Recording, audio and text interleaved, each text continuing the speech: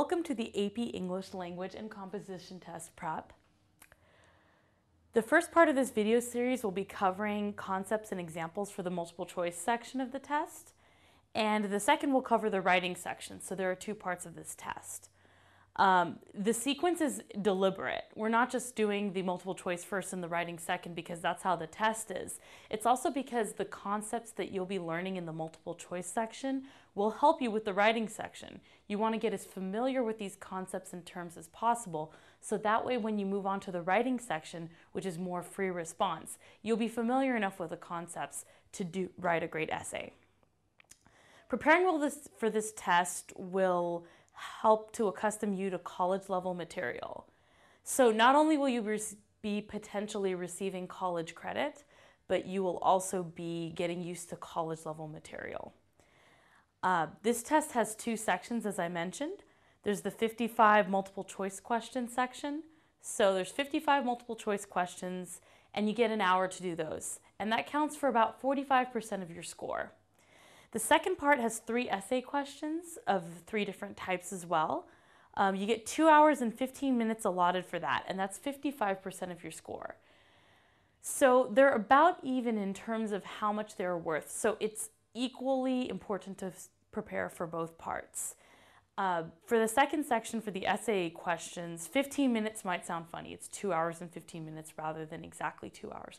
But those 15 minutes are important because they're your preparation time.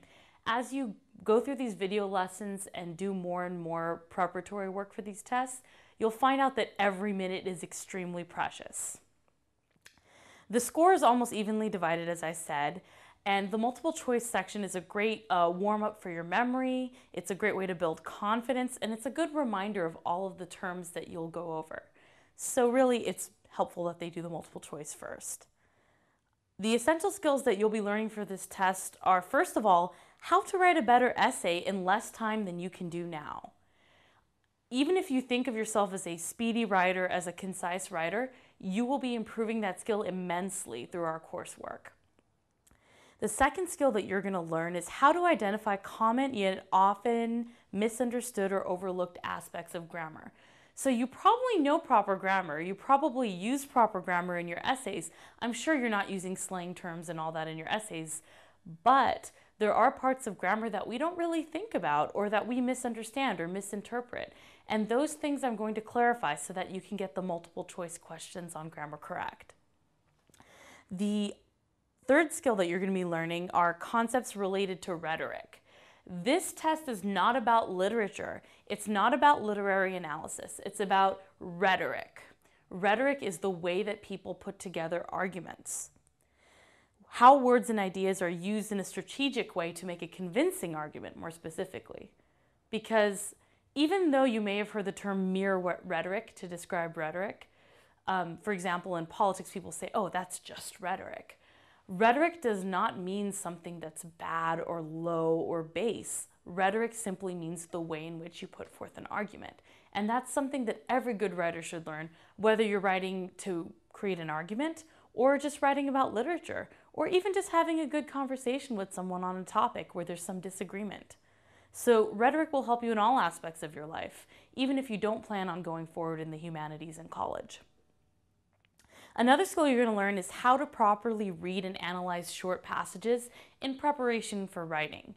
I'm sure your reading comprehension skills are quite good and you can read an essay or an article and tell me what was in it.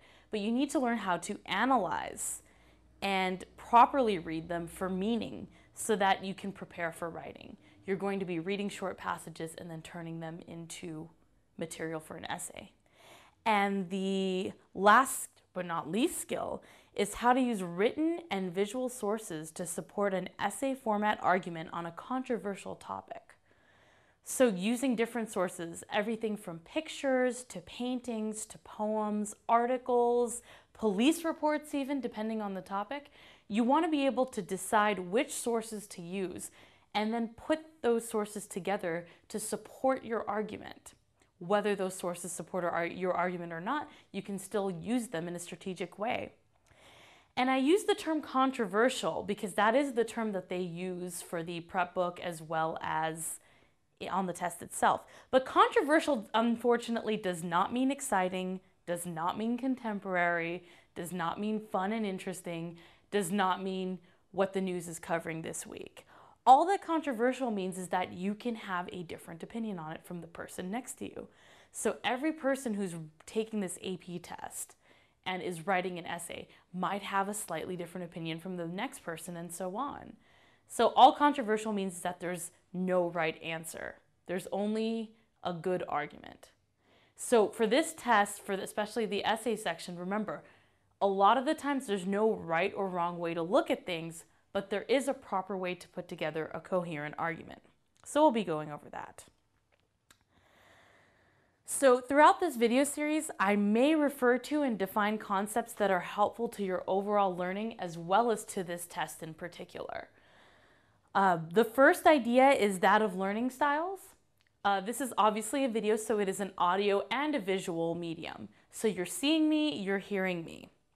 Some people are more visually oriented and some people are more auditorily oriented. So for some people, watching the video and taking notes as I speak is best, and for some people, just sitting there listening to me and then writing down what they remember is best. So you might want to experiment with both styles if you're not sure.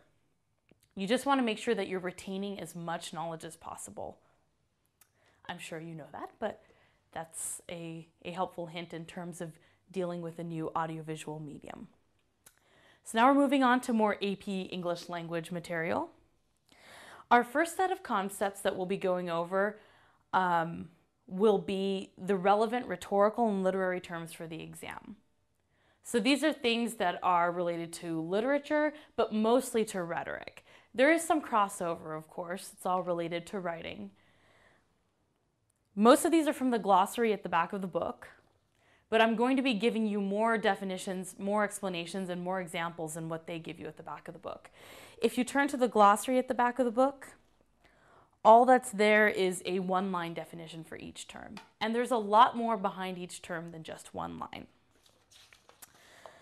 I've divided up the terms into categories. Some of them are kind of tongue-in-cheek, kind of funny, but it's a way of navigating the terms because the glossary just puts them in alphabetical order, and that's not exactly an order that may or may not make sense.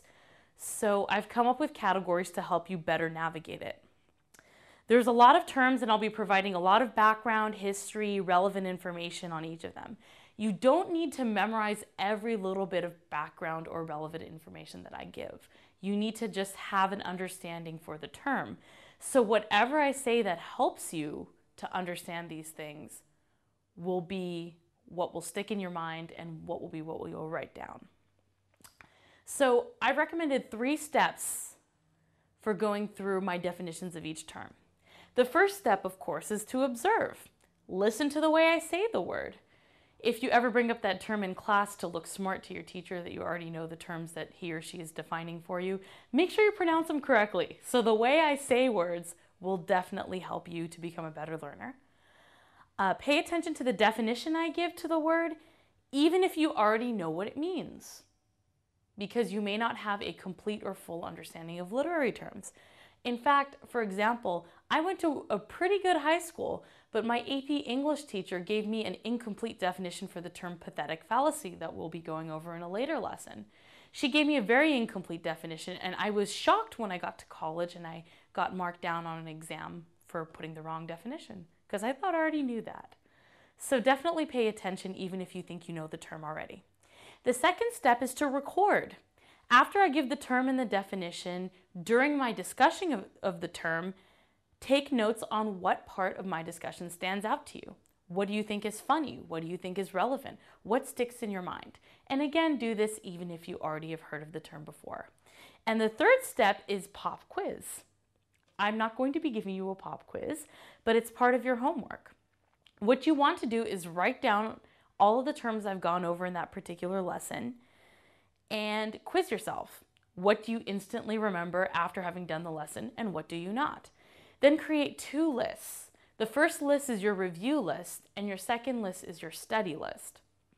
The words that you remembered immediately after the lesson that stuck in your mind go onto the review list. These are words that you may have heard before or